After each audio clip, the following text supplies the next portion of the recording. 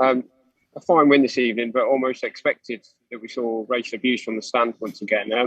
We saw it here twice during the Euros. Yeah, it's a full stadium again. Does that not make a mockery of the stadium ban and what it should stand for?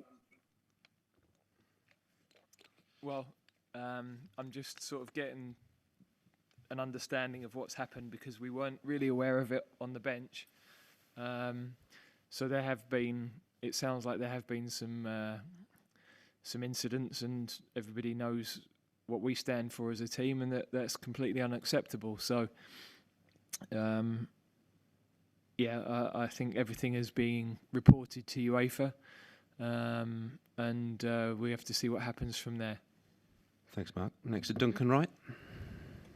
Hi, Gav. Just building on that, and congratulations on the results today and the performance. But will a fine be enough, though? You've been around the block in international football. Is it time for being kicked out of tournaments?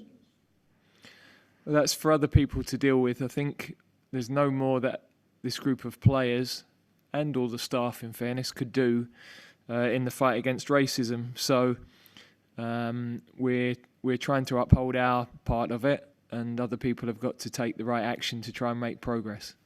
Thank you. Duncan. Alex Howell, BBC Sport. Hi, Gareth. How pleased are you with the performance in a really hostile atmosphere? Yeah, really pleased. I think from the start right the way through, the players were excellent. Very good mentality. They've shown the humility that I spoke about yesterday to approach every day this week in the right way. They know that the standards that they've got to set every time they take the pitch. You know, other teams have had difficult games this week and haven't produced the consistency of performance that we have. I was very pleased with the first half. Although we hadn't scored the goals, we were in total control of the game with the ball. We just weren't able to get the final pass or the final dribble quite right. But we knew that because of the way we were using the ball, in the end they would tire. They couldn't keep chasing. They couldn't keep defending as they were. And of course, once you've got the first, the game opens up.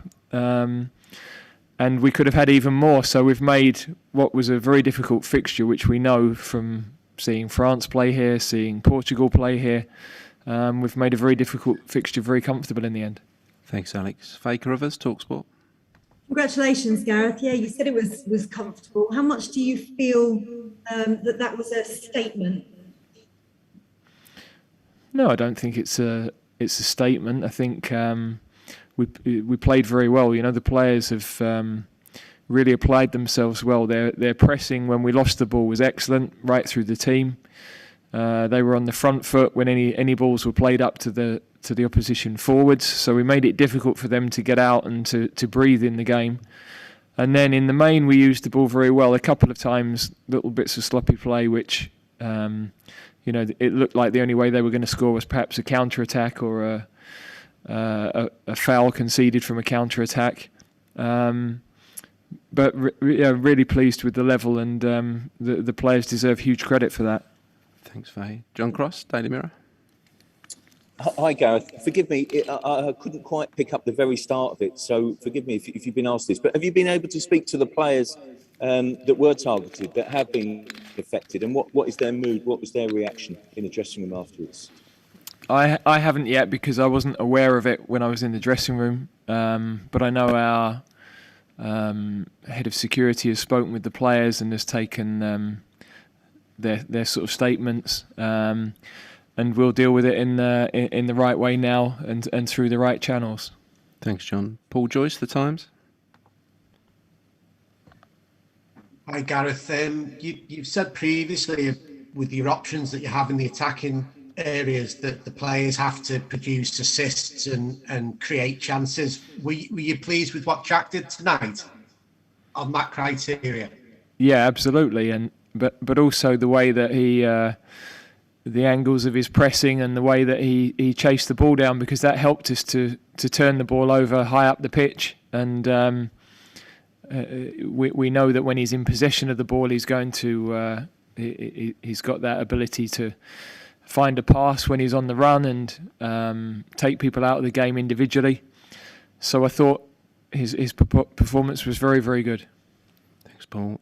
We've got time for two more, starting with Matt Dunn. Hi, Gareth. Congratulations, but unfortunately it's been a little bit overshadowed. The nonsense about tonight is that we knew this happens here. They've been charged, they've been found guilty, and they've got a two games behind closed doors in the spring that they have to play. Do FIFA and UEFA have to get together so that when punishments are handed out, they're handed out when they need to be handed out, if for nothing else than for the protection of the players?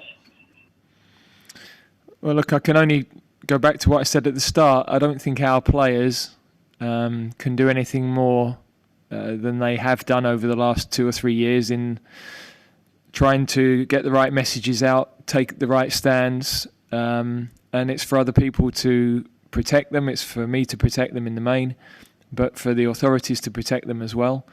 They shouldn't have to be subjected to any form of racism.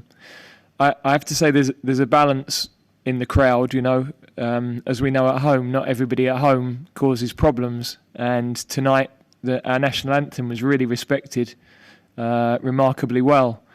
And so it's not fair to criticise all the Hungarian fans. A lot of the Hungarian fans were very generous and behaved themselves extremely well. So that's a very similar situation to the one we find at home, I think. And the individuals that are responsible, they need to be dealt with. I think there is some evidence that people have been filmed, and we've got to hope that the authorities deal with that in the right way. Thanks, Matt. And we'll finish with Jacob Steinberg from The Guardian.